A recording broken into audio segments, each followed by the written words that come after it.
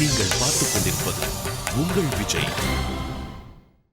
மக்கள் எல்லாம் ஓடி வந்தார்கள் மன்னன் கிட்ட. மன்னா, நாங்களெல்லாம் எப்படி சுவாமி இந்த வருஷம் வாய்தா செலுத்துவோம், வரி கட்டுவோம்? அழகா பயிராகி இருந்த நிலங்களை எல்லாம் தொட்ட மிருகங்கள் அடித்து நாசமாக்கி விட்டதே, நாங்கள் என்ன பண்ணுவோம்னு கேட்டார்கள். மன்னன் என்ன சொன்னாலாம், குடிமக்களே நீங்கள்லாம் கவலைப்படாதீங்கோ, உங்களுக்கெல்லாம் கட்டத்தை உண்டாக்கிய துஷ்ட மிருகங்களை எல்லாம் காட்டிற்கு சென்று இப்பவே வேட்டையாடி கொன்று குவிக்கிறேன், கவலைப்பட வேண்டாம், நீங்கள்லாம் யாரும் இந்த வருஷம் வரி கட்ட வேண்டாம், வாயுதா செலுத்த வேண்டாம். அவள்லாம் நிம்மதியா வந்துட்டான்.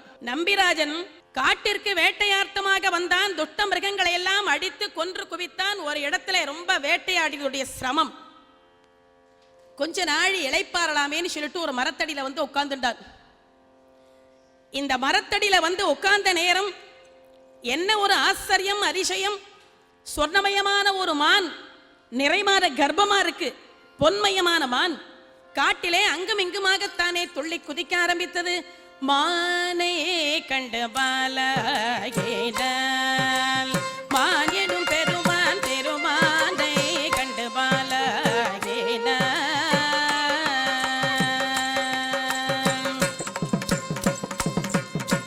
மேனித்திலும் பொன்னரி நீலத்துவர் கலந்த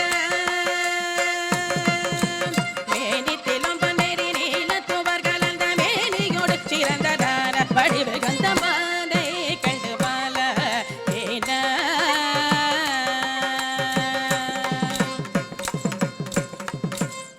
நிறைமாத கர்ப்பிணியா இருக்கேன், இந்த மானை துரத்திண்டே ஓடுறான் நம்பிராஜன். என்ன மானை எப்படியாவது, மானுன்னா அவனுக்கு ரொம்ப ஆசை, உயிரோடு அரண்மனைக்கு அழைச்சிட்டு போனோம். இந்த மான் என்ன சாதாரணப்பட்ட மானா, சாட்சாத் மகாவிஷ்ணு மானா அவதாரம் பண்ணியிருக்காள். நம்பிராஜன் கைக்கெல்லாம் அவ்வளவு சீக்கிரமா கிடைச்சிடுவாரா? மான் என்ன பண்ணிது, நம்பிராஜன் கையிலே சிக்கப்படாமல் வள்ளிக்கிழங்குகள் வெட்டிய பள்ளத்தாக்கிலே மாயமாய் மறைந்தது.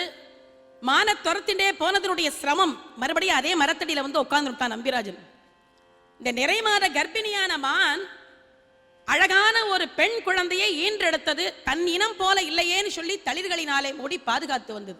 இந்த நேரம் இந்த பிறந்த குழந்தை சாதாரணப்பட்ட குழந்தையா, பெண் குழந்தையாச்சே. இந்த காட்டையே ஒரு கலக்கு கலக்கித்து. உலகத்திலேயே புருஷால ஆண்களை காட்டிலும் பெண்களுக்குத்தான் சப்தம் சாரீரம் பெருசா இருக்குமா. ஏன்னா இது நான் சொல்லல, கச்சியப்ப சிவாச்சாரியார் கந்த புராணத்துல சொல்லியிருக்கார். அவ்வளவு அழகான சாரீரம். இந்த பெண் குழந்தை பிறந்த போது அது போட்ட சப்தம் நம்பிராஜன் காதுல வந்து பளிர் பளிர் பளிர் பளிர்னு விழுந்தது. நம்பிராஜன் சப்தம் வந்த திக்க நோக்கி ஓடி வரான். இந்த குழந்தையை பார்த்ததும் ஆனந்தம் தாங்கல. ஆஹா முருகா, என்னே உன்னுடைய திருவருள், என்னே உன்னுடைய கிருப்பை, உன் அருளினாலே இந்த அழகான பெண் குழந்தை கிடைச்சதேன்னு சொல்லிட்டு அப்படியே வாரி அணைத்தான், உச்சி முகர்ந்தான், குழந்தை எடுத்து ரதத்துல உட்காத்தி வச்சுட்டான். நேர அரண்மனைக்கு வந்துட்டான். மோகினியை பார்த்தான். மோகினி, இந்த குழந்தை முருகனுடைய அருளினாலே நமக்கு கிடைத்த குழந்தை, இதை ஜாக்கிரதையா பத்திரமா வளர்த்துண்டு வான்னு சொல்லி அவ கையில கொடுத்துட்டான். இந்த குழந்தைய வாங்கிண்டாள். இந்த அம்மா மங்களஸ்தானங்கள்லாம் பண்ணி வச்சாள், நிறைய ஆபரணங்கள்லாம் போட்டு விட்டாள், நன்னா பட்டு பீராம்பரங்கள்லாம் உடுத்தி விட்டு 4 வேரங்களையும் 4 சங்கிலிகளாக போட்டு சொர்ணமயமான தங்க தொட்டில போட்டு தாலாட்டு பாடி தூங்க வைக்கிறாள். நல்ல அழகான வார்த்தை. இந்த வார்த்தையை கேட்டு குழந்தை தூங்குற மாதிரி பாவனை பண்ணினாள். இந்த குழந்தை சாதாரணப்பட்ட குழந்தை இல்லை, இச்சாசக்தியான வள்ளியம்மை. நன்னா சங்கீதம் பாடினா அதை ரசிக்கணும். ரசிக்கிறதுங்கிறது ஒரு பெரிய கலை, எல்லாருக்கும் அது வராது. ரொம்ப நன்னா காம்போதி பாடினா, அட்டானா பாடினா, கல்யாணி பாடினான்னா ஆஹா பிரமாதமா இருக்கு, பலே பேஷ், அந்த மாதிரி சொன்னா அதுல உள்ள உற்சாகம் சங்கீதக்காராளுக்கு வேற எதுலையுமே கிடையாது. அப்படிப்பட்ட உற்சாகம். இந்த அம்மா ரொம்ப அழகா பாடுறா. என்ன பாடி தூங்க வச்சாளாம்? மானே மரகதமே மானே கள்பனியே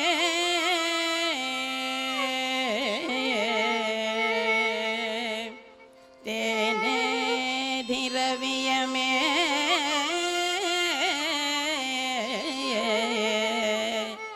தேன்மொழியே கண்வளர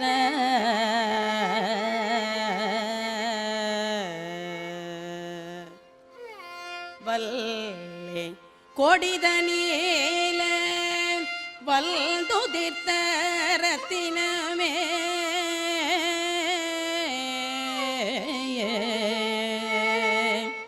உள்ளம் மகிழ்ந்து இப்பொழுது உத்தமியே கள்வள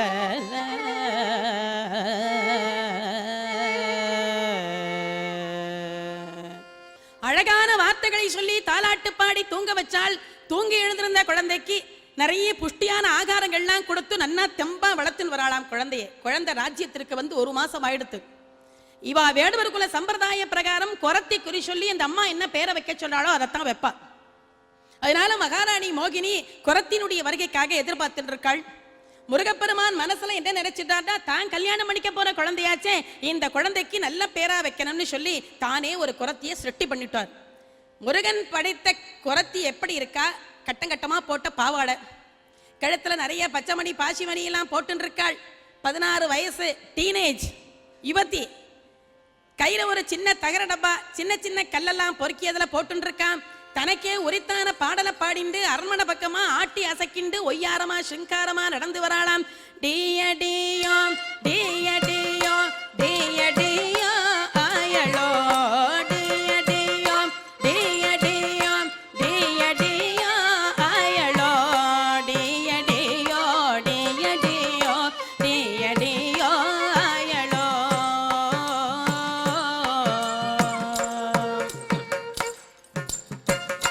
பச்சைமணி பவளமணி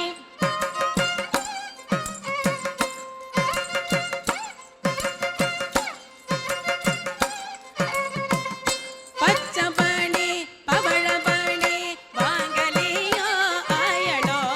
பச்சை புள்ளைக்கு கோத்து போட்ட நல்ல இருக்கும் ஆயடோ.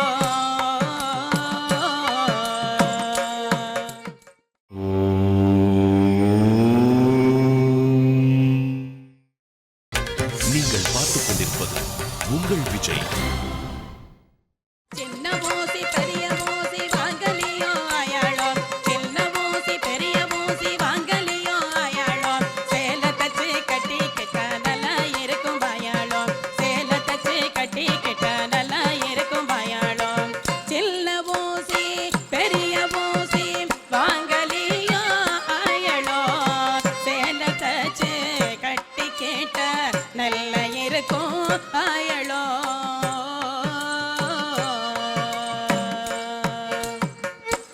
ஓ அம்மே, ஊசி வாங்கலையோ ஊசி, பச்சைமணி வாங்கலையோ பச்சைமணி, பவளமணி பாசிமணின்னு உறக்க குவிண்டு அரண்மனை பக்கமா அப்படி ஆட்டி அசைக்கிண்டு சிங்காரமா நடந்து வராள். குரத்தினா அவளுக்கே உரித்தான் அந்த பாணி வந்தாத்தான் அது நன்னா இருக்கும். மகாராணியினுடைய தோழி பார்த்தாள். குரத்தி வா, மகாராணி உன்னை கூப்பிடுறான்னு அழைச்சிட்டு வந்தா உட்காத்தி வச்சாள். மகாராணி ஓடி வந்தாள். குரத்தி வாடிம்மா, உன்னைத்தான் எதிர்பார்த்துட்டு இருந்தேன். உனக்கு எந்த ஊரு, எந்த நாடு, என்ன பேர், என்னென்ன வேலையெல்லாம் உனக்கு தெரியும்? ஓ அம்மே, எங்களுக்கெல்லாம் எந்த ஊர் தெரியுமா? எங்களது திருநாடாம் கேட்கலையோ அம்மே, எங்களது திருநாடாம் கேட்கலையோ அம்மே. ஏற்றமுள்ள இந்திரனார் வாழும் எங்கள் நாடு, ஏற்றமுள்ள இந்திரனார் வாழும் எங்கள் நாடு. பச்சைமலை பவழமலை, பச்சைமலை பவழமலை எங்கள் மலை நாடு. பாங்கான விராலி மலை எங்கள் மலை நாடு, பாங்கான விராலி மலை எங்கள் மலை நாடு. கொச்சி மலை குடகு மலை எங்கள் மலை நாடு, கொச்சி மலை குடகு மலை எங்கள் மலை நாடு. குமரேசல் வாழும் மலை எங்கள் மலை நாடு, குமரேசல் வாழும் மலை எங்கள் மலை நாடு, குமரேசல் வாழும் மலை எங்கள் மலை நாடு. ஓ அம்மே, இந்த மலைப்பாங்கான நாடு, கொச்சி மலை குடகு மலை பச்சை மலை பவளமலை விராலி மலைன்னு சொல்லுவார்களே, அதெல்லாம் எங்களுடைய நாடு. மலைகளுக்கெல்லாம் அதிபதியான குமர கடவுள் தான் எங்களுக்கெல்லாம் குலதெய்வம். எனக்கு ஜோசியம் பார்க்க தெரியும், குறி பார்க்க தெரியும், பேர் சுட்ட தெரியும். காத்தாலேருந்து தெரு தெருவா சுத்திரையமே, ஒரு வேலை கூட இல்லை. ஏதாவது வேலை இருந்தா கூட குரத்தி இரு, உனக்கு நல்ல வேலையா தரேன்னு உள்ள போறாள். தங்க தாம்பாளத்துல இந்த குழந்தைய போட்டாள். ஏ குரத்தி, இந்த குழந்தையினுடைய அதிர்ஷ்ட லாபம் எப்படி இருக்கும் பார்த்து சொல்லுங்கள். கையில வாங்கிண்டாள் குரத்தி. தாயாருடைய முகத்தை ஒரு தரம் பார்த்தாள், குழந்தையினுடைய முகத்தை பார்த்தாள். ஓ அம்மே, இந்த குழந்தை ராஜ்யத்திற்கு வந்திருந்த போதெல்லாம் நிறைய அதிர்ஷ்ட லாபம் வந்திருக்கும், ரொம்ப அதிர்ஷ்டக்கார குழந்தை. இந்த குழந்தை கல்யாணம் பண்ணிக்க போற இடத்துல அவ வீட்டு வாசல்ல ஒரு பிரம்மாண்டமான யானை கட்டி வச்சிருக்கும்னு சொன்னாள். மகா கணபதி இருப்பாருங்கிறத இப்பவே அந்த குரத்தி சூச்சகமா எடுத்து சொன்னாள். இதெல்லாம் நான் சொன்ன வாக்கா வச்சுக்காத, அந்த சாட்சாத் வசிஷ்ட மகாமுனிவரே சொன்ன வாக்காக வைத்துக்கொண்டு இந்த குழந்தை வள்ளி கிழங்குகள் வெட்டிய பள்ளத்தாக்கிலே பிறந்ததுனாலே வள்ளி வள்ளி என்ற பெயர் சூற்றேன்னாள். பரம சந்தோஷம் மகாராணிக்கு. நிறைய சன்மானங்கள், பொன் பொருள், ஆடை ஆபரணங்கள்லாம் கொடுத்து குரத்திய திருப்தியை அனுப்பிச்சு வச்சாள். குழந்தை வள்ளி நாளொரு மேனியும் பொழுதொரு வண்ணமா வளர்ந்து வராள். 11 வயசு.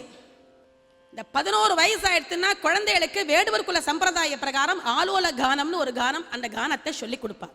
நாமெல்லாம் குழந்தைகளுக்கு ஒரு நல்ல வயசு வந்த உடனே 6-7 வயசுக்கெல்லாம் அவளுக்கு வாய்ப்பாட்டு, வயலின், பரதநாட்டியம் இதெல்லாம் கற்றுக் கொடுக்குறோம் பாருங்க, வீணை இதெல்லாம். அந்த மாதிரி வேடுவர் குல சம்பிரதாயத்திலே ஆலோல கானத்தை சொல்லி கொடுப்பாள். 11 வயசுலேருந்து 15 வயசு வரைக்கும் அவ ராஜ்யத்துக்குள்ள இருக்கப்படாது. பருவடா காலம், ராஜ்யத்துக்கு ஆகாது. அதனால நம்பிராஜன் நல்ல நாளா பார்த்தார். சகிமார்கள் புடைசூட திணைப்புணத்துல கொண்டு போய் விட்டுட்டார். திணைப்புணத்துல வள்ளிக்கு என்ன வேலை? ஆலோல கானம் பாடி பட்சி ஜாலங்களை எல்லாம் விரட்டி நிறைய தானியங்களை எல்லாம் சேகரிப்பாள். அதை அவ கல்யாண காலத்துல உபயோகப்படுத்திப்பா. இது ஒரு ஐதீகம். ஒரு நாள் வள்ளி ஆலோல கானம் பாடி பட்சி ஜாலங்கள்லாம் விரட்டின்னு இருக்கா. இந்த நேரம் நாரத மகரிஷி திரிலோக சஞ்சாரம் பண்ணிட்டு வராள்.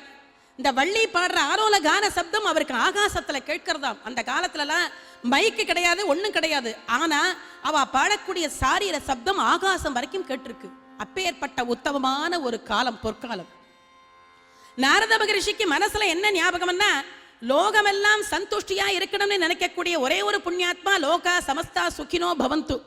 அது யாருக்குன்னா நாரதர் ஒருத்தருக்கு தான், வேற யாருக்கும் கிடையாது. நாம நன்னா இருக்கணும், நம்ம குடும்பம் நன்னா இருக்கணும், நம்மளை சேர்ந்தவாள்லாம் நன்னா இருக்கணும்னு நினைப்போம். நாரதர் லோகமே பரம சௌக்கியமா இருக்கணும்னு நினைப்பார். இந்த நாரதர் நேர திணைப்புன வாசல்ல வந்துட்டார். வள்ளி இருக்கிற திணைப்புறத்துக்குள்ள வந்துட்டாள். வந்த நாரதரை வரவேற்றாள் வள்ளி. சுவாமி வாருங்க வாருங்க, உங்கள் வரவு நல்வரவாக வேண்டும் சுவாமின்னு ஒரு ஆசனத்தை போட்டு உக்காத்தி வச்சு சுத்தி வந்து நமஸ்காரம் பண்ணி அப்படியே பவ்யமா காத்துட்டு இருக்காளாம். நாரதர் சொன்னாள், வள்ளி நான் வந்த சமாச்சாரம் தெரியுமோ நோக்கு? சுவாமி எனக்கு எப்படி சுவாமி தெரியும்? தெரிவிச்சேன்னா பரம சௌக்கியமா சந்தோஷமா அதை தெரிஞ்சுக்க ரொம்ப ஆவலா காத்துன்னு இருக்கேன்.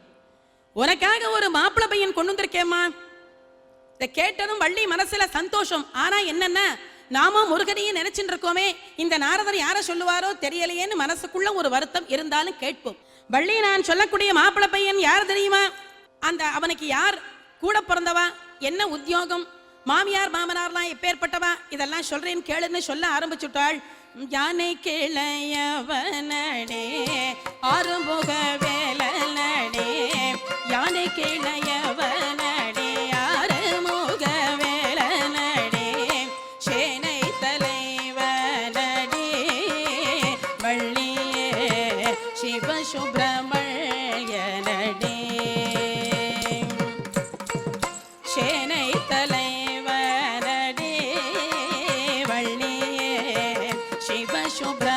சுப்ரமணியனடே,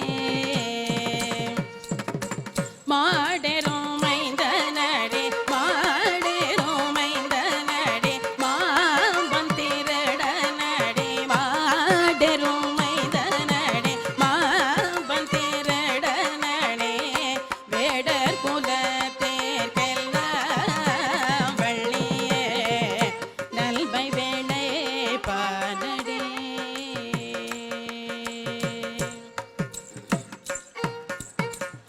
சோரசம்ஹாரனடே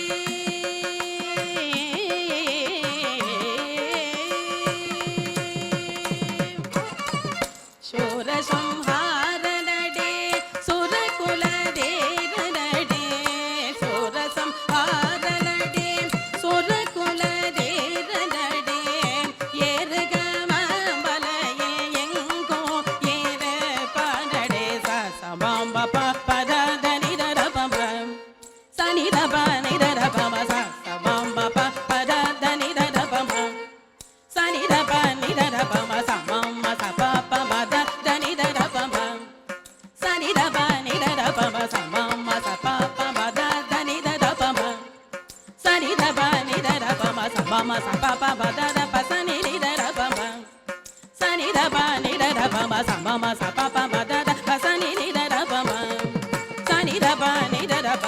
மக ச சம நித ப மம நித ச ச சமாக ச நித ச நித ப சம பதனி யானை கிளையவனடே யாரு முக வேலனடே சேனை தலைவனடே வள்ளியே சிவ சுப்ரமணியனடே.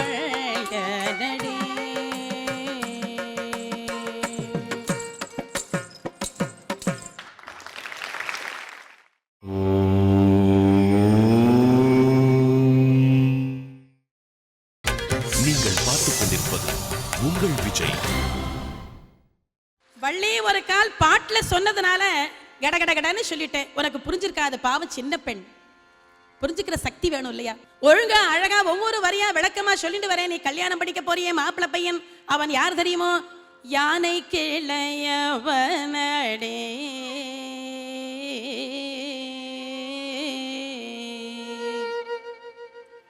பிரம்மாண்டமான யானை. யானையுடைய தம்பியத்தான் நீ கல்யாணம் பண்ணிக்க போற. கல்யாணம் பண்ணிக்க போற மாப்பிள்ளை பையனுக்கு எத்தனை முகங்கள் தெரியுமா வள்ளி? 6 முக வேலனடே.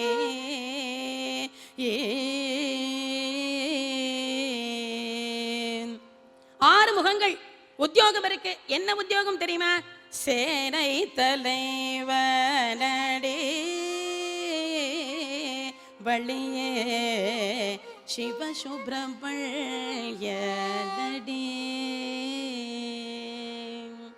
இந்த இடத்துல நாரதர் ஒரே சொல்லில 2 பொருள் படும்படியா பேசிட்டார்.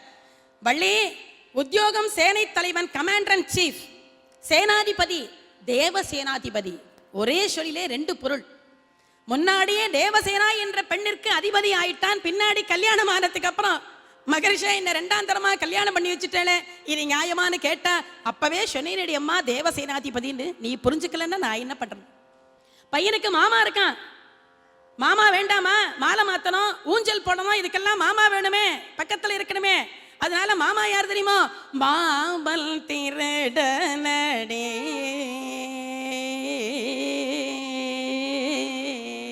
மாமனா பக்கத்திருடன். ஒரு பொருளை இப்படி வச்சிரு நிமிடத்துக்குள்ள அப்படியே அடிச்சுன்னு போடுவான்னு நினைக்கிறியா? அதான் கிடையாது. பால் தயிர் வெண்ணெய். பக்தர்களிடத்திலே வெண்மையான உள்ளம் இருந்ததனால் உள்ளத்தை கவர்ந்து கொள்வான். உள்ளம் கவரும் கல்வன் கிருஷ்ண பரமாத்மா. பையனுக்கு மாமா. மாமியார் இருக்கா பத்ரகாளி. ஒரு பேச்சுக்கு சொல்லுவா அந்த அம்மா அசலாவே பத்ரகாளி. மாமனார் இருக்கா, அவ ஆத்துல என்ன வாகனம் இருக்கு தெரியுமோ? வயசான காளமாடு, அது மேலதான் உட்கார்ந்துட்டு இருப்பா. என்ன வள்ளி, நான் சொல்ற வரன் உன் மனசுக்கு பிடிச்சிருக்கா? இப்பவே உங்க அப்பாட சொல்லு, கல்யாணத்துக்கு நிச்சயம் பண்றேன், ஏற்பாடு பண்றேன். வள்ளிக்கு பரம சந்தோஷம். முருகனை அல்லவா சொல்றாள். சரின்னு சொல்லிட்டா நாரதர் பல ஊருக்கு போவார், பல ராஜகுமாரியை பார்ப்பார், நம்ம கல்யாண விஷயத்தை மறந்து விடுவார். அதனாலே அவர் மனசுல என்னைக்கு ஞாபகம் இருக்கணும்னு சொல்லிட்டு அவர் சொல்ற பேச்சுக்கு எதிரடியாவே சொல்லிட்டு வராள். மகரிஷே, என் தோழி பெண்கள்லாம் வருவா. வள்ளி உனக்கு கல்யாண மாமியடி, யாரடி மாப்பிள்ளன்னு கேட்டா அதை ஏண்டி கேட்கிறேன்? பிரம்மாண்டமான யானையான், யானையுடைய தம்பியத்தான் நான் கல்யாணம் படிக்கிற போறேன்னு சொன்னா அவள்லாம் கையை கொட்டின்னு கலகல கலகலன்னு சிரிக்க ஆரம்பிச்சிருவா. வள்ளி உனக்கு என்ன பைத்தியமா பிடிச்சிருக்கு? யாராவது யானுடைய தம்பின்னா அதுவும் குட்டி யானையா தானே இருக்கும். போய் போய் யானையா கல்யாணம் பண்ணிக்க போற? கல்யாணம் பண்ணிக்க போற மாப்பிள்ளை பையனுக்கு 6 முகங்கள். இந்த காலத்துல ஒரு முகம் வச்சுருக்கிறவளோட பேசியே அவன் கேட்கிற கேள்விக்கு பதில் சொல்ல முடியல. இந்த பையனுக்கும் 6 முகங்கள். ஒரு முகம் வான்னு சொல்லும், இன்னொரு முகம் போன்னு சொல்லும், இன்னொரு முகம் உட்காருன்னு சொல்லும். இப்படி எந்த முகம் சொல்ற பேச்சுக்கு சுவாமி நான் கட்டுப்படுறது? உத்தியோகம் பரவாயில்ல, மாமாவோ திருடன், அம்மாவோ மாமியார் யாருன்னு கேட்டா பத்ரகாளிங்கிறேன். அவ ஆத்துல ஏதாவது வாகனம் இருக்கான்னு கேட்டா Honda City, Mercedes, Benz car, இந்த மாதிரி ஏதாவது இருந்தா ஊரை சுத்தி பார்க்கலாம். வயசான காளமாடு, அது மேலதான் உட்கார்ந்து ஊரை சுத்தி பார்க்கணும், ஊர்கோலம் வரணும். ஏ சுவாமி, தெரியாமத்தான் கேட்கிறேன், இந்த மாதிரி ஒரு வரன் எனக்குன்னு பிரம்மா செட்டி பண்ணி வச்சிருந்தாரா? ஆனா எனக்குன்னு தேடி கண்டுபிடிச்சு எடுத்துன்னு வந்திருக்கேளா சுவாமி? பாவம், என் கல்யாண விஷயத்துல நீங்க ரொம்ப சிரமப்பட்டிருக்கேன். என் கல்யாணத்துக்காக அம்மா இருக்கா, அப்பா இருக்கா, 7 பேர் அண்ணன்மார்கள் இருக்கா. அவளுக்கெல்லாம் இல்லாத சிரமம் உங்களுக்கு என்னத்துக்கு? உங்களுக்கு அனந்த கோடி நமஸ்காரம். இந்த இடத்தை விட்டு போயிட்டு வாருங்க. நாரதருக்கு கடுமையான கோபம். வள்ளி, முருகன் என்று சொன்னால் அழகன் என்ற பொருள். அந்த அழகு தெய்வத்தையா ஏசி பேசினாய்?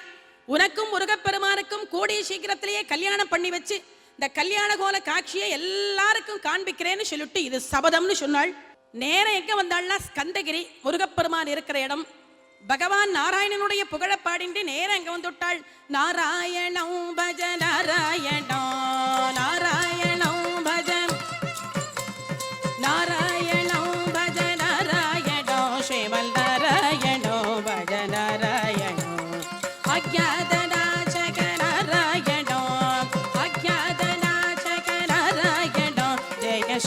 அநாத ரக்ஷக நாராயணம் நாராயணம் பஜ நாராயணம் ஸ்ரீமல் நாராயணம் பஜ நாராயணம் லக்ஷ்மி நாராயணம் பஜ நாராயணம்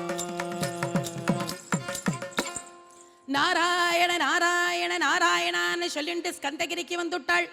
ஸ்கந்தகிரிக்கு வந்த நாரத மகரிஷி முருகப்பெருமான் ரொம்ப அழகா வரவேற்றாள். மகரிஷே வாருங்கோ வாருங்கோ, அனாவசியமா ஒரு இடத்துல இருந்து இன்னொரு இடத்துக்கு வரமாட்டேளே சுவாமி, ஏதாவது ஸ்பெஷல் நியூஸ் உண்டான்னு கேட்டாள். முருகா, எப்ப பார்த்தாலும் உங்களுக்கு விளையாட்டு தான். திரிலோக சஞ்சாரம் செய்து வரும்படியான மார்க்கத்திலே சித்தூருக்கு சென்றிருந்தேன். நம்பிராஜ குமாரி வள்ளியை பார்த்தேன். அவளுடைய அழகு, குணம், ஞானம், சீலம் இதெல்லாம் பார்த்து அவளுக்கு யார் தகுந்த மணாளன்னு பார்த்தேன். உங்க ஞாபகம் வந்தது சுவாமி, அதனால தான் வந்தேன். அடுத்த நிமிஷம் முருகப்பெருமான் மயில் வாகனத்துல ஏறி உட்கார்ந்தார். கிடுகிடு கிடுகிடுன்னு 10 தப்படி கல்யாணத்துக்காக நடந்துட்டார். நாரத மகரிஷி பார்த்தாள், முருகா கொஞ்சம் திரும்பி வந்தா தேவலையே நாள். சுவாமி நீங்க தானே வள்ளி ரொம்ப அழகா இருக்கா, அவளை கல்யாணம் பண்ணிட்டு இந்த கல்யாண கோல காட்சி எங்களுக்கெல்லாம் காண்பீங்கோன்னு சொன்னேன். கல்யாணத்துக்காக கிளம்பி போறேனே சுவாமி, திரும்பி வாருங்கோன்னு கூப்பிடுறே, இந்த கல்யாணம் நன்னா நடக்குமா, சகுனமே சரியில்லையே நாள். கவலைப்படாதீங்கோ, நான் கூப்பிட்டதுனால இந்த கல்யாணம் எந்த விதத்திலையும் தடங்கள் ஏற்படாது. உங்களுக்கு சின்னதா ஒரு யோசனை சொல்லி கொடுக்கலான்னு அழைச்சேன். வள்ளியோ சின்ன பெண், வேடூர் குல பெண். இந்த மாதிரி மயில் வாகனத்திலே 6 முகங்கள், 12 கரங்கள், 12 நேத்திரம், கையிலே சக்திவேல், இதோடு போனா ஒரு வார்த்தை கூட உங்களோட பேச மாட்டார். வள்ளியை சீக்கிரம் கல்யாணம் பண்ணிக்கணும்னா ஒரு தோது சொல்லி கொடுக்கிறேன், நீங்களும் வேடுவர் குல பையனா வேஷம் போட்டுக்கணும் நாள். முருகப்பெருமான் சொன்னாள், அப்ப வேஷம் போட்டுண்டா தான் கல்யாணமான நாள், நிச்சயமான நாள்.